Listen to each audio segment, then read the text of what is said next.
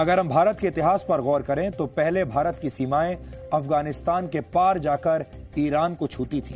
शायद आपको यह जानकर बहुत हैरानी होगी कि वर्ष 980 में, यानी आज से करीब 1000 साल पहले, अफगानिस्तान पर राजा जयपाल का शासन हुआ करता था और वो एक हिंदू राजा थे। लेकिन मुसलमान सुल्तानों ने उन पर हमला करके उन्हें सत्ता से बाहर कर दिया था और इसके बाद धीरे धीरे अफगानिस्तान भारतवर्ष के नक्शे से बाहर चला गया। अब आप जरा विचार कीजिए कि आज पैदा होने वाली भारत की पीढ़ी क्या इस बात पर कभी भरोसा कर सकती है कि अफगानिस्तान में कभी हिंदू बहुसंख्यक थे और वहां के राजा हिंदू हुआ करते थे। 6ठी शताब्दी में, यानी आज से करीब 1400 वर्ष पहले, इस्लाम धर्म सऊदी अरब से दुनिया में फैलने लगा और यह ऐतिहासिक सत्य है कि जैसे जैसे इस्लाम का प्रसार हुआ वैसे वैसे भारत की सीमाएं छोटी होती चली गई। इन दोनों के बीच में एक कनेक्शन है। आखिरी बार भारत का नक्शा 1947 में बदला, जब पाकिस्तान के रूप में भारत का एक बड़ा हिस्सा भारत से अलग हो गया। और दुख की बात यह है कि इस्लाम के नाम पर ही पाकिस्तान का भी निर्माण हुआ, यानी तब भी भारत के टूटने की वजह इस्लामिक कट्टरता ही थी। लेकिन यह सिर्फ 100 या 200 वर्षों का इतिहास नहीं है। पूरे 1300 वर्षों तक, यानी 1300 वर्षों तक भारत में हिंदुओं का दमन हुआ। भारत पर सबसे पहला सफल हमला मोहम्मद बिन कासिम ने किया था। संविधान का निर्माण करने वाले डॉक्टर भीमराव अंबेडकर ने अपनी एक किताब में इस ऐतिहासिक घटना का जिक्र किया है। इस किताब का नाम है पाकिस्तान या भारत का विभाजन। ये किताब इस वक्त मेरे हाथ में है, इसमें से कुछ पढ़कर आपको आज सुनाऊंगा। पाकिस्तान अथवा भारत का विभाजन, डॉक्टर BR अंबेडकर ने इस किताब को लिखा है। ये देखिए, ये वो किताब है, इसी को आज मैं कोट करने वाला हूं आपके सामने।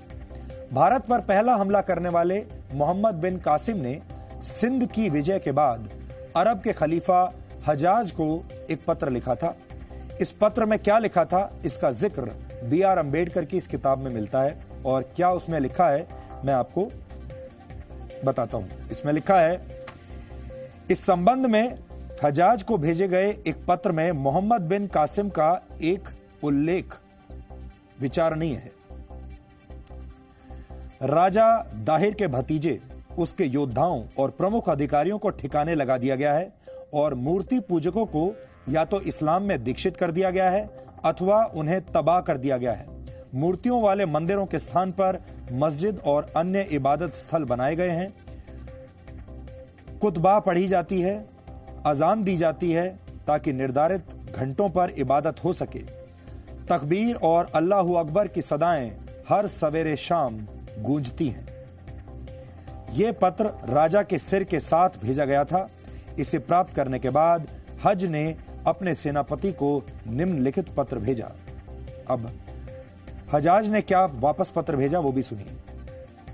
उन्होंने लिखा अपने सेनापति को, इसके अलावा तुम सभी बड़े और छोटे को सुरक्षा दो, शत्रु और मित्र में भेदभाव न करो। खुदा का कथन है कि मूर्ति पूजकों से कोई रियायत न बरतो। मूर्ति पूजकों से यह मतलब है हिंदुओं का। मूर्ति पूजकों से कोई रियायत न बरतो, अपितु उनके गले काट दो। ये समझ लो कि यही महान अल्लाह का आदेश है।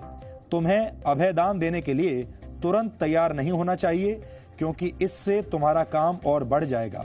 इसके बाद उन दुश्मनों के अलावा जो सामान्य सैनिक हैं, किसी को न बख्शो। ये BR अंबेडकर की किताब है। भारत में हिंदुओं के नरसंहार का एक लंबा इतिहास रहा है और वो भी आज हमने आपके लिए निकाला है। वर्ष 1265 में दिल्ली सल्तनत के सुल्तान गयासुद्दीन बलबन ने मेवात में 1 लाख राजपूतों का कत्ल करवा दिया था। मेवात आज भारत के हरियाणा राज्य का जिला है। वर्ष 1303 में दिल्ली के सुल्तान अलाउद्दीन खिलजी ने चित्तौड़ पर हमला करके 30,000 हिंदुओं का कत्ल कर दिया था।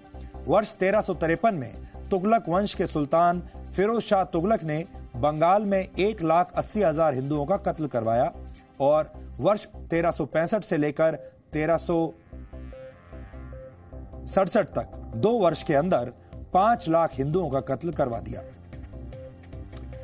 इसके बाद वर्ष 1398 में तैमूर लंग की सेना ने दिल्ली पर हमले से पहले 1 लाख हिंदू कैदियों की हत्या करवाई।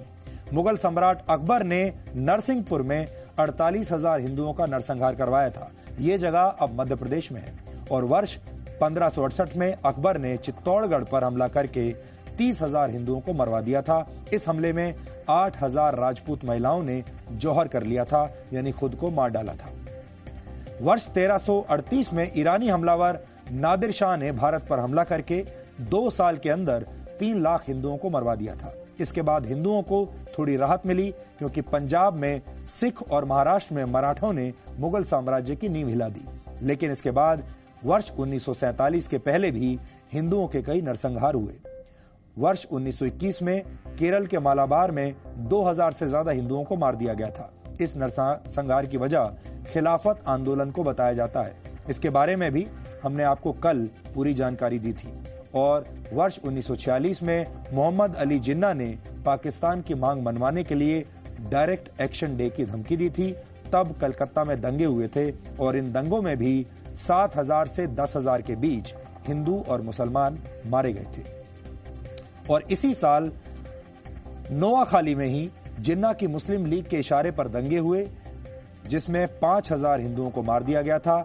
नोआखाली आज बांग्लादेश में है। इसके बाद जब बंटवारा हुआ और पाकिस्तान बना तब पश्चिमी पाकिस्तान और पूर्वी पाकिस्तान में लाखों की संख्या में हिंदुओं का नरसंहार हुआ था। हमने जिन इतिहासकारों की किताबों से इन संदर्भों को लिया है उन सभी किताबों का नाम भी आपको इन तथ्यों के साथ साथ हमने आपकी स्क्रीन पर दिखाया है। अगर आप चाहें तो अपने तौर पर भी रिसर्च कर सकते हैं। इनमें से ज्यादातर इतिहासकार और विद्वान भारत से नहीं है, भारत के बाहर के हैं और ये ब्यौरा यूरोपीय इतिहासकारों की किताबों से लिया गया है। संघ और दूसरे कई हिंदूवादी संगठन हिंदुओं पर हुए इन्हीं अत्याचारों की बात कहकर हिंदू राष्ट्र बनाने की पैरवी करते हैं और इसके पीछे जो वजह है उसी को समझाने के लिए हमने